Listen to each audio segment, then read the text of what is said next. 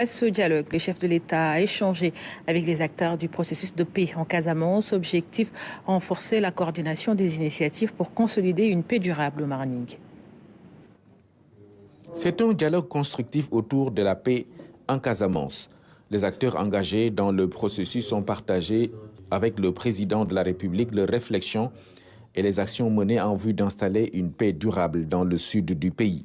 Excellence, Monsieur le Président de la République, nous pensons que cette question est une question qui interpelle les communautés dans les terroirs.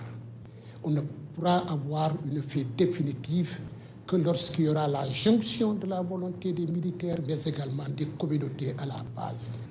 Aujourd'hui, nous sommes à un moment historique, un tournant vers une paix définitive.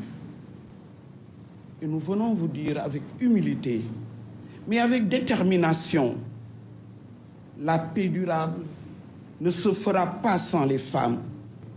Elles sont présentes dans les villages, dans les familles, dans les marchés, dans les écoles. Elles vivent les conséquences du conflit chaque jour. Nous plaidons donc pour qu'elles soient intégrées formellement dans les espaces de médiation. Le plaidoyer à l'endroit de vous, Monsieur le Président, pour que le déminage puisse s'accélérer. Parce qu'aujourd'hui, les populations sont en train de revenir en masse. Donc, ils ont besoin que ces terres soient dépolluées pour leur permettre de s'installer et de se rassurer et d'aller cultiver. Et je pense que votre visite à Dar Salam le confirme. Et d'ailleurs, je retiens cette question quand vous avez demandé aux autorités du CNAMS où sont les machines. On ne peut pas laisser ce conflit-là perdurer. Il faut que nous serrons nos reins à côté du gouvernement pour mettre fin à la violence.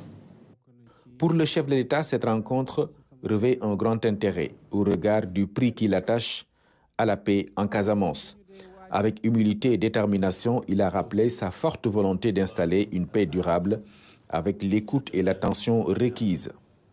Mais le chantier nécessite une démarche concertée. C'est pourquoi il demande aux acteurs de fédérer leurs initiatives pour plus d'efficacité. Pour sa part, le gouvernement jouera pleinement sa partition. Dans ce sens, le président de la République est revenu sur les actions menées dans le cadre de la mise en œuvre du plan Diomaye pour la Casamance, qui a atteint un taux d'exécution de 20% en moins de 2 ans. Avec une implication de tous, d'autres pas de géants sont attendus. Encore une fois, ma main est tendue, ma porte est ouverte et mes plénipotentiaires, notamment l'amiral Farbassar qui est à la tête du comité ad hoc, ils sont à votre entière disposition 24 heures sur 24, 7 jours sur 7 et prêts à aborder toutes les questions en mettant seulement l'intérêt supérieur de notre pays, le Sénégal. Vos mémorandums sont les bienvenus.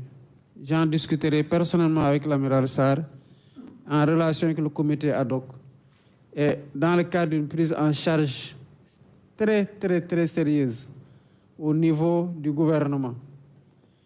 En premier lieu, à mon niveau, de apporter les réponses idoines.